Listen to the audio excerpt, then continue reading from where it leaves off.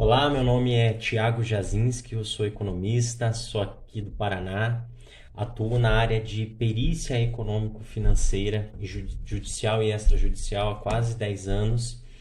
E estou aqui para compartilhar um pouquinho dessa área de atuação tão promissora que nós, enquanto economistas, podemos sim estar atuando. Então, existe assim uma gama muito grande de perícias judiciais que nós podemos fazer, podemos trabalhar nelas, né? Desde a área civil, na Justiça Federal, na Justiça do Trabalho também. Eu me especializei no início da minha carreira atuando em perícias da área civil, na sua grande maioria perícias bancárias, né, onde a gente faz recálculo de juros de operações de crédito, né, de contas correntes, de cheque especial, operações de empréstimo, financiamento, leasing, enfim, crédito rural. Todas essas linhas de empréstimos que os bancos têm, era muito comum esse tipo de perícia. Ao longo do tempo, né, eu fui pegando alguns casos diferenciados de ações de improbidade administrativa por desvio de recursos públicos, por exemplo. Mas a minha grande atuação, né, já há uns 5 anos mais ou menos, é na área trabalhista, fazendo cálculos de liquidação em ações trabalhistas, que é onde o perito atua para analisar o processo e ver o quanto a empresa precisa pagar para aquele trabalhador que entrou com uma ação trabalhista. É uma área bastante promissora, assim como todas as demais áreas da perícia judicial. Existe sim muito trabalho, né, em todas as áreas de perícia. Existe sim demanda por bons profissionais nessa área, mas é uma área que a gente precisa estar sempre estudando, se especializando e se qualificando. Então, se você quer conhecer um pouquinho mais dessa área, vem para o desafio de ser economista também. Olá, meu nome é Tiago Jazinski, eu sou economista, sou aqui do Paraná, atuo na área de perícia econômico-financeira, judicial e extrajudicial há quase 10 anos.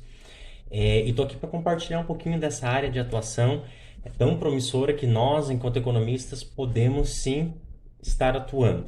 Então, existe assim uma gama muito grande de perícias judiciais que nós podemos fazer, podemos trabalhar nelas, né? Desde a área civil, na Justiça Federal, na Justiça do Trabalho também. Eu me especializei no início da minha carreira atuando em perícias da área civil, na sua grande maioria perícias bancárias, né, onde a gente faz recálculo de juros de operações de crédito, né, de contas correntes, de cheque especial, operações de empréstimo, financiamento, leasing, enfim, crédito rural. Todas essas linhas de empréstimos que os bancos têm, era muito comum esse tipo de perícia. Ao longo do tempo, né, eu fui pegando alguns casos diferenciados de ações de improbidade administrativa por desvio de recursos públicos, por exemplo.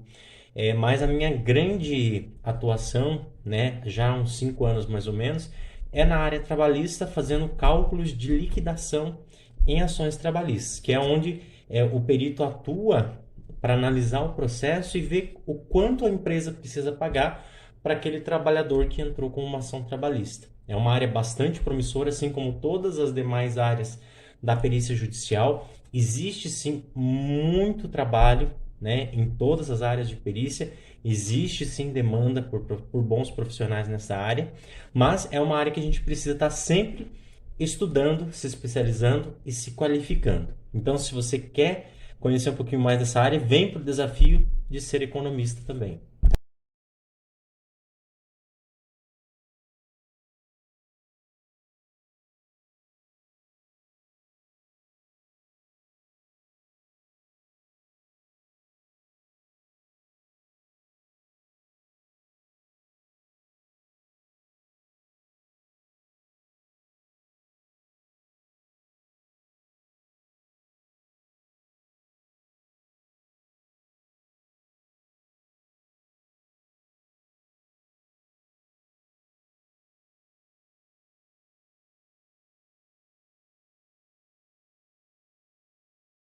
Oiê, eu me chamo Kathleen Caroline e eu tenho menos de 2 minutinhos para fazer você entender o que é a inflação.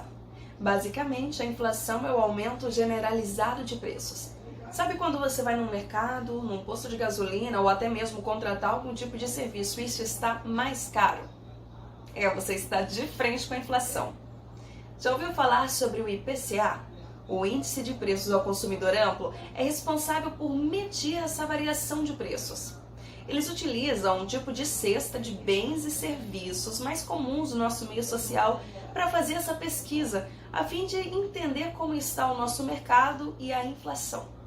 Esse aumento generalizado de preços ocorre normalmente quando a demanda é maior que a oferta.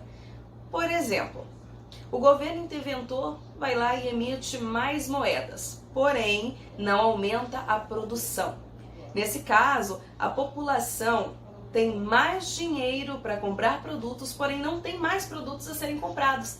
Os poucos produtos que tem ficarão mais caros. Isso é inflação. Bom, espero ter cumprido a minha missão. Se ficou alguma dúvida, coloca aqui nos comentários que eu vou tentar te ajudar, tá bom? Tchau, tchau! Meu nome é Maria Eduarda, tenho 18 anos e sou de Recife, Pernambuco. Você já parou para pensar naqueles produtos que pagavam metade ou até menos da metade do valor que estão hoje? Se sim, você já percebeu que pagar contas básicas como energia, combustíveis, gás de cozinha e até supermercados está ficando cada vez mais difícil. E isso se dá principalmente pela alta da inflação durante a pandemia do Covid-19, visto que ela causou choques de demanda e oferta. E para você ter ideia, o Brasil fica como terceiro no ranking dos países com as inflações mais altas do G20, ficando atrás apenas da Argentina e da Turquia. Bom, entre as principais causas do aumento da inflação, temos a perda do poder de compra e também uma demanda reprimida, pois o aumento dos bens de consumo, em especial das commodities, impede o consumidor de adquirir o produto desejado. Com a ocorrência de pandemias e conflitos geopolíticos, percebemos melhor a relação de dependência econômica entre países. Por exemplo, segundo o Instituto de Pesquisa Econômica Aplicada, o IPEA, a guerra da Ucrânia trouxe oscilações nos preços das principais commodities agrícolas, como o milho, a carne e o trigo. Esse trigo, que é a matéria-prima do pãozinho tão presente no café da manhã das famílias brasileiras, que já está caro, pode ficar ainda mais caro. A Índia, o segundo maior produtor de trigo do mundo, vive um período de seca intensa, que tem prejudicado as produções de trigo no país, o que eleva ainda mais o valor do pão, devido à inflação.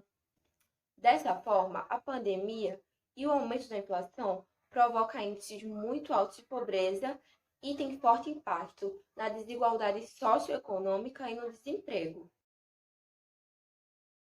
Por que o governo simplesmente não imprime mais dinheiro para sair de uma crise econômica? Essa ideia certamente já passou pela sua cabeça. Seria muito bom se fosse fácil assim. Eu sou Milena, faço o primeiro ano do ensino médio, estou participando do desafio Quero Ser Economista e hoje eu vou te explicar por que imprimir mais dinheiro não é a saída para resolver crises econômicas.